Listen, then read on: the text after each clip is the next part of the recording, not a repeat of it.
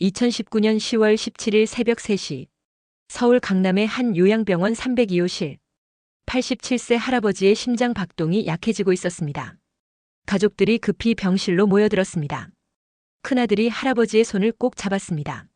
아버지 괜찮으세요? 할아버지의 눈이 천천히 떠졌습니다. 의사 선생님, 담당 의사 김현수 원장이 앞으로 나섰습니다. 환자분, 제가 여기 있습니다. 그런데 할아버지는 고개를 저었습니다. 아니에요. 박정우. 의사 선생님, 제발, 박정우 선생님을 불러주세요. 가족들은 서로 얼굴을 마주봤습니다. 박정우? 그게 누구지? 할아버지는 평생 서울에서만 사셨고 주치의는 줄곧 김현수 원장이었습니다. 둘째 딸이 조심스럽게 물었습니다. 아버지, 박정우가 누구세요? 아는 분이세요? 할아버지의 눈에서 눈물이 흘러내렸습니다. 선생님, 미안해요. 제가 감사하다는 말 한 번도 못했어요. 70년을 찾았는데 끝내 목소리가 점점 작아졌습니다. 간호사가 급히 산소 마스크를 씌웠습니다.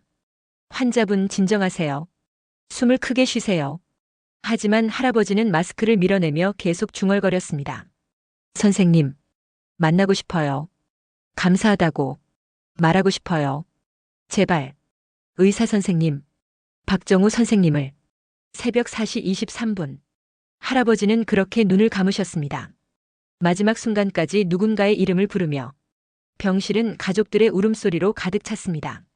하지만 그 울음 속에는 또 다른 감정이 섞여 있었습니다. 혼란, 그리고 궁금증. 평생을 함께 살았던 아버지. 그런데 임종 직전 가족 누구도 모르는 이름을 부르셨습니다. 박정우는 대체 누구일까요? 할아버지는 왜 그토록 간절하게 그 사람을 찾았을까요?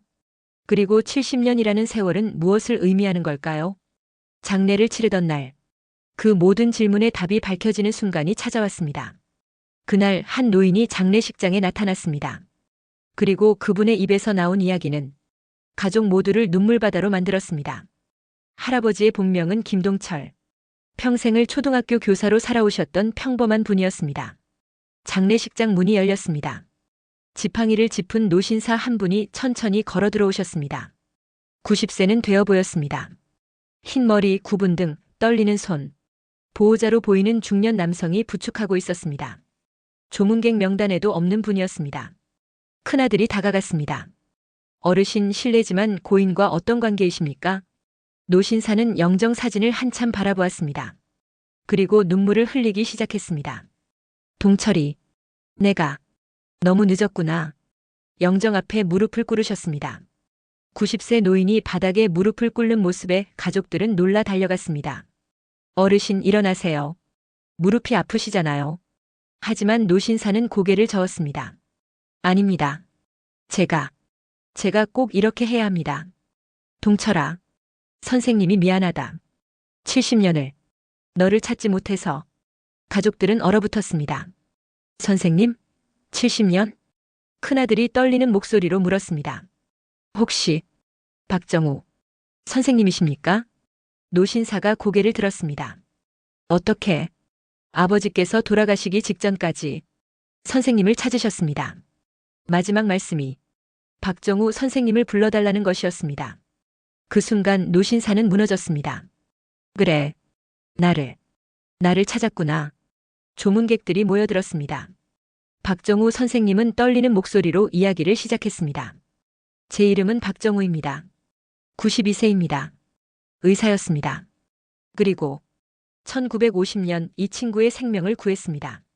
1950년 6월 27일 한국 전쟁이 발발한 지 3일째 되는 날이었습니다.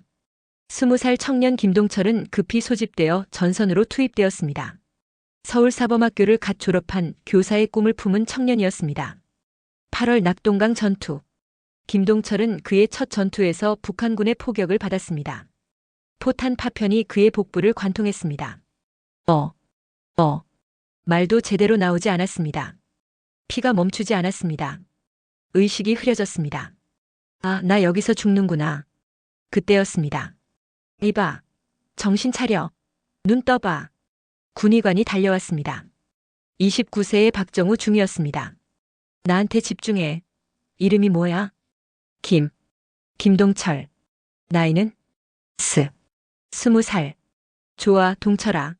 내 말 들려? 너 죽으면 안 돼. 알겠어?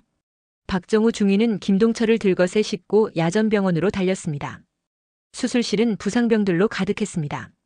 중위님, 이 환자는 상태가 너무 심각합니다. 다른 환자들을 먼저. 안 돼. 이 친구는 20살이야. 아직 너무 어려.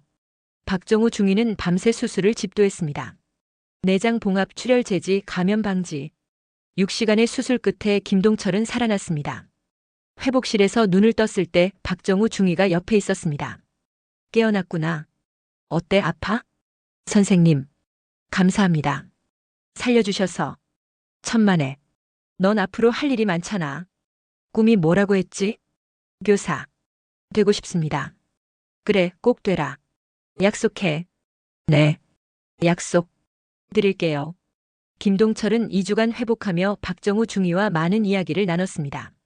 가족 이야기, 고향 이야기, 전쟁이 끝나면 하고 싶은 일들. 하지만 8월 말 상황이 급변했습니다. 북한군의 대규모 야습이 있었습니다. 야전병원이 포위되었습니다. 모든 환자 후송. 지금 당장. 혼란이 시작되었습니다. 김동철은 아직 걷기 힘든 상태였습니다. 박정우 중위가 그를 업었습니다. 선생님, 저는 괜찮습니다. 다른 환자들을 먼저. 닥쳐. 너 여기서 죽으면 내가 뭐하러 수술했어. 박정우 중위는 김동철을 업고 뛰었습니다. 폭격이 계속되었습니다. 총알이 빗발쳤습니다. 조금만 더. 저기 트럭이 보여. 그 순간이었습니다. 탕. 박정우 중위의 등에 총알이 박혔습니다. 선생님. 하지만 박정우 중위는 멈추지 않았습니다. 비틀거리면서도 김동철을 트럭까지 데려갔습니다. 선생님. 같이 가요. 선생님도 타요. 박정우 중위는 김동철을 트럭에 밀어 넣었습니다. 너는 살아야 해. 교사. 되어야지.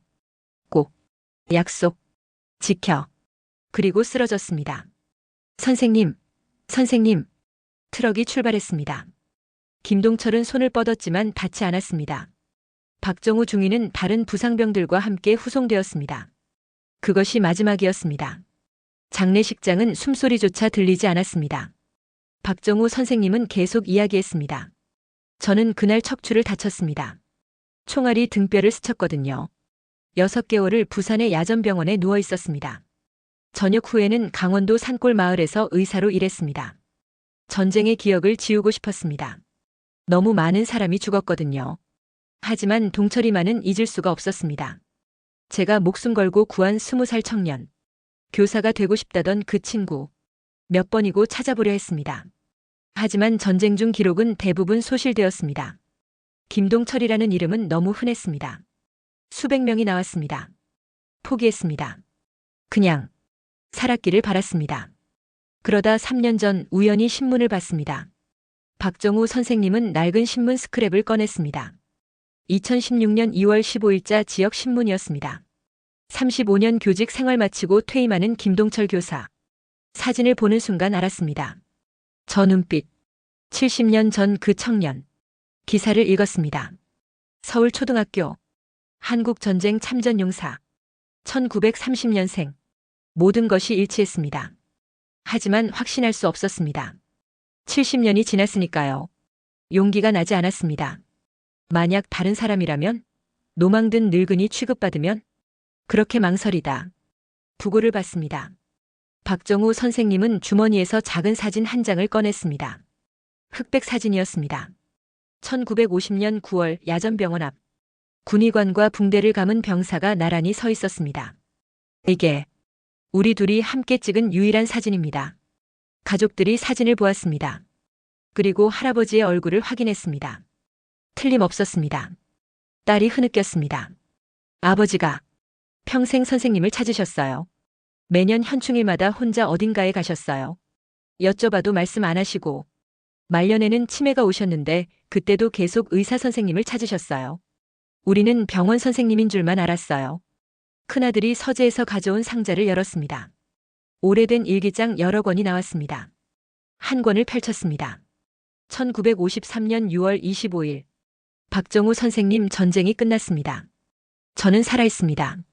선생님은 어디 계실까요? 꼭 찾아서 감사하다고 말하고 싶습니다. 1960년 6월 25일. 선생님을 찾지 못했습니다. 하지만 오늘 교사 발령을 받았습니다. 선생님과의 약속을 지켰습니다. 1980년 6월 25일. 20년째 선생님을 찾고 있습니다. 포기하지 않겠습니다.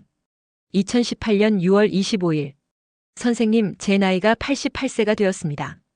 이제 제 시간이 얼마 남지 않은 것 같습니다. 살아생전 꼭 만나고 싶습니다. 70년간 단 한 해도 빠뜨리지 않고 쓴 일기였습니다. 박정우 선생님은 일기를 보며 울었습니다.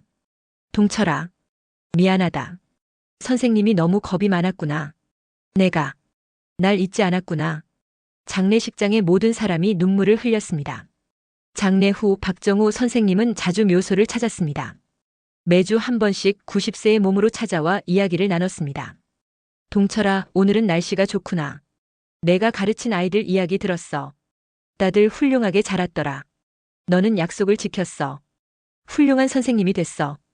2020년 12월 박정우 선생님도 세상을 떠났습니다. 유언은 간단했습니다. 동철이 옆에 묻어주세요. 두 분의 묘는 나란히 있습니다. 묘비에는 같은 문구가 새겨져 있습니다. 생명을 구한 사람, 은혜를 잊지 않은 사람. 영원히 함께. 지금도 현충일이 되면 두 분의 묘소에는 꽃이 놓입니다. 할아버지가 가르친 제자들, 그 제자들의 자녀들까지 수백 명이 찾아와 절을 합니다. 박정우 선생님이 구한 생명 하나가 수천 명의 아이들을 가르쳤습니다. 그 아이들이 또 다른 사람들에게 영향을 주었습니다. 한 사람의 선택이 만든 기적입니다. 어떤 은혜는 70년이 지나도 잊히지 않고 어떤 인연은 죽음조차 끊을 수 없습니다.